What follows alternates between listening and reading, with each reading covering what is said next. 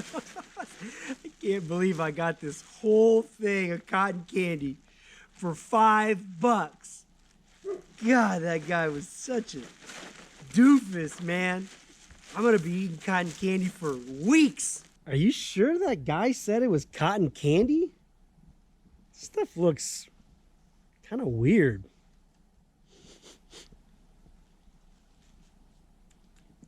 Doesn't taste like cotton candy. Hey, you're just jealous, man. You can't have any of my cotton candy, okay? It's all mine. I'll be eating this by myself. Thank you very much.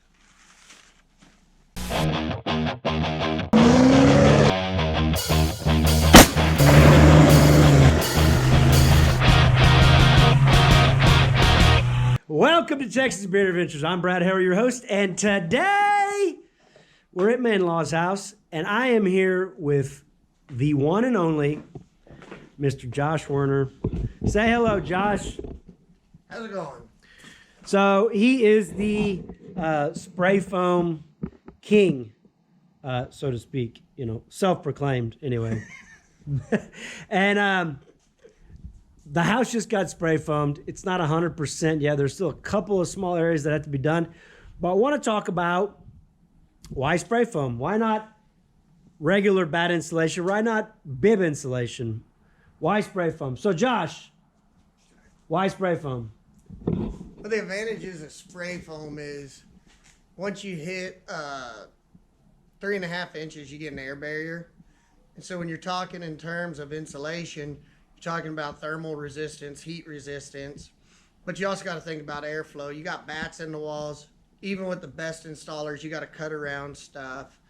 You know, with bibs in the walls, it flows in a little better, but you have leakage throughout your house. A house definitely needs leakage.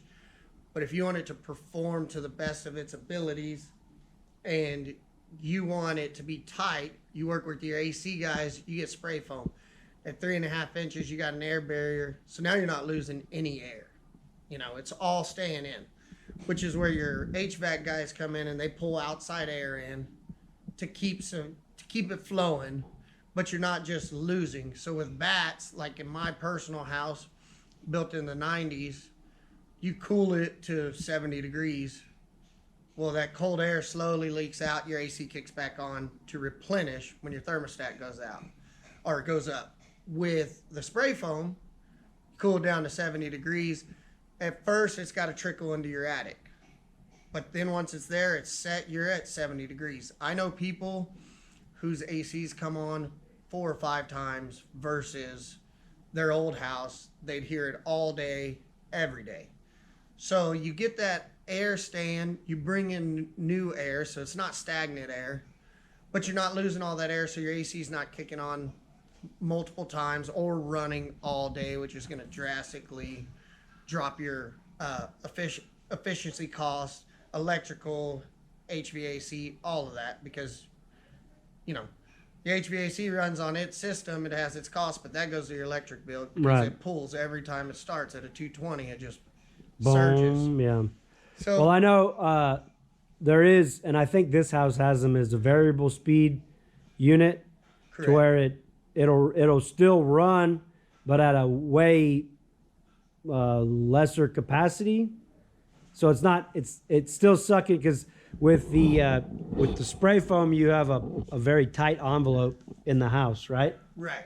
And so you don't want to get moisture buildup without the correct unit. So if you are spray foaming or you're gonna spray foam, make sure your AC contractor knows that. He should ask the question what kind of insulation it's gonna be, because that makes a big difference in the units that they use. So you're welcome. Yeah, so but on the HVAC, the variable speed, I'm the spray foam king, not the HVAC king. Oh, yeah, that's right. What happens is that 2-speed, a lot of times it's just a fan. Okay. Because when your AC's not turning on, you got cool air in your ducts. And so it could start condensating. So it's not really the AC, it's just a fan blowing, keeping it from building up moisture. Because as soon as you get moisture, you get mold, then you blow it. And we all know that mold goes from nothing to everything in a split second. Right. So that's kind of where they get that 2-stage. And like you said, it's at a lower power because it's just the fan keeping it dry. So tell us the technique, or tell us what is spray foam. Well, it's a chemical compound. Now that you put me on the spot, I can't remember exactly what it is. But most spray foams are polyurethane. They're Polyurethane. polyurethane based. I mean, so this is open cell. You can pull it off. He's supposed to have 3.5 inches. He has 6 right there, so I'm taking some back. But it's open cell. So if you look, I don't know if the camera can see it, but you see how there's holes? Oh yeah. There's literally open cells. Open in cells. this. So they got open cell and closed cell, right? Closed cell. And closed cell is like what you'd use in a barn or something, and moisture. This is temperature controlled, so you're not going to have a bunch of moisture problems. Right. Versus a barn. A barn, you use closed cell, so that way it does not absorb the moisture, right? Right. I got it in my pig barn. At the end of the season, I go with a pressure washer and clean it off. Oh, okay. You spray this, it's going to soak it up. Now, Icynene has, they have materials that if your foam gets wet, if given time, it'll dry out in terms of open cell. But, you know, that all depends on heat, fans, whatnot, your substrate. If it gets wet, is there going to be a mold problem back there? But open cell will dry out, but like flood zones, barns, the best practice is Closed cell. Now, I've got a boat, and I noticed the other day I was looking in the hole, and it had spray foam in it. You think that'd be closed cell? It is close cell, yeah. Yeah. It's used on a lot of ship holes. Holes. You know. Ship holes. Yeah, not what you were thinking. The ones on the water. Yeah. Ship. H-U-L-L-S. Get your mind out of the gutter. It's a ship hole. No, and actually, not necessarily this brand, but closed cell spray foam is what's in a Yeti. Okay. In between, if you broke them down, that's all it is. Closed cell spray foam. Closed cell spray foam. Airtight. Right. That's why they keep icebergs. Roto molded Yeti. So if you want to be a sponsor of my channel, I'll gladly take product and or money. What's the sequence of events that's going to happen once your house is now? I will say this: we waited for an exorbitant amount of time. I had to push Josh 3 times. 3 or 4. We'll go 3. We'll go 3. No, it wasn't 10. Promise. But we were waiting on getting windows because, like we were just talking about, we didn't want the spray foam to get wet. So finally got windows. They got put in last week, and then now this is this week, and they're here spray foaming. So with that being said, they start in the rafters up there, or do they start in the exterior walls? What's the deal? Really just depends on the crew. Every crew's different. So they had to do roof and walls here. So they might have had one guy on the floor, one guy in the attic. I wasn't here the first day. And when I got here the second day, they were just in the attic. But a lot of times they'll split up. I did notice the truck had 2 guns on it. Right, we have a double proportioner, so we can get double. Can you work. spell that? Yeah. On next week's episode. No, but I mean, first things first, I got to come in and poly seal the windows because we got to get the air stoppage around the windows. Okay. That's the white stuff. You're missing some framing. Yeah. But then That's okay. Then they'll plastic them, and then they'll get to spraying. And it just really depends. Some crews throw both guys in the attic, finish and on the floor. And then come down. Some guys separate. Some guys start on the floor. There's no there's right no. or wrong. Okay. So I did notice that once you spray foam the rafters, if that's what's going to happen in a house, they don't have to come in and rake that stuff off, right? Like you do the walls. Like if there's excess on the walls, you got to rake it off because it's going to, or scrape it off, whatever you call it. So that way it doesn't interfere with the sheetrock. Yeah, you have nothing going on up there. So it just stays. Yeah. Whatever excess is fine. Down here, a lot of sheetrock guys, want it pristine when they come in. So you got to clean it pretty good. Like, so you missed a spot right here, and your sheetrock guy would probably complain. But for any sheetrockers, it's that simple to remove. It's that simple, folks. We said it and forget it. But no, yeah, you got to clean the walls. You got to make sure that the next guy that comes in, it's ready for him. Not if we left it like that, you know, then it would be another 2-3 days of someone else cleaning, and then that's just not a good turnkey job. Gotcha.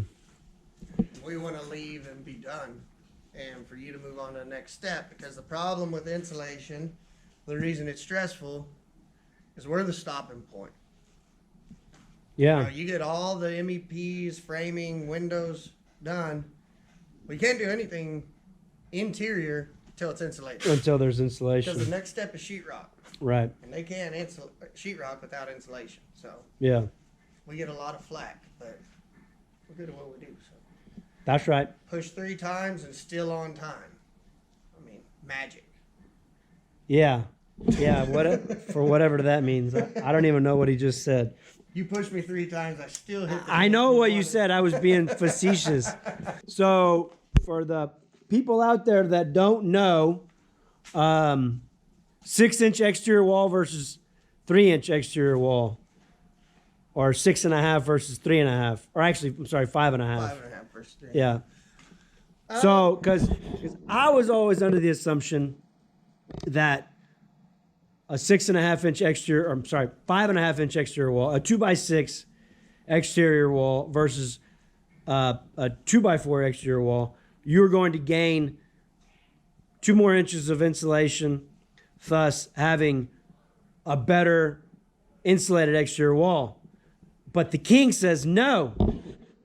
Not necessarily no, and not necessarily scientifically, but when you got a 2x6 wall and you're using foam, like I said, you got the air barrier at 3.5. So that extra, what are you doing? You're still just trying to thermal bridge, but you're spending almost double the money, about 60%, when you got an air barrier, and that's the main thing about foam. Now in your attic, yeah, you do the 5.5, 6 inches, and of course this all comes down to what your HERS rating says, which is the same thing as a res check, except it's for foam, because foam is a performance based, which is why your attic's R20, even though code says R38, because you're in a HERS rating that said this would equal having R38 fiberglass and R13 fiberglass. But to me and to the results I've seen, it's not 100% true, but it's also not wrong. You only need 3.5 inches to get that air barrier. So once you go to 5.5, you're just kind of throwing more in there, you know? So just remember, ladies, 3.5 is fine. Yeah, exactly. I don't know where you're going to get that, but 2's where I'm at. Yeah! Wow! On closed cell spray foam, that is. So if you're in the need for insulation in a house, whether it be new or a remodel, spray foam is definitely the most economical way to go. It might not be in the beginning, might cost a little bit more to do spray foam, but in the long run, it's definitely the way to go. Your utility bill is going to be less. It's going to help your HVAC unit through the hot months and the cold months, as far as it's not going to have to work as hard. So yeah, definitely call your local provider and see about getting it done at your place. I hope you enjoyed this episode of Texas Beard Adventures. Do me a favor, if you're new to my channel, consider subscribing and hit the notification bell so you know when I post new videos. Check me out on Instagram at Texas Beard Adventures.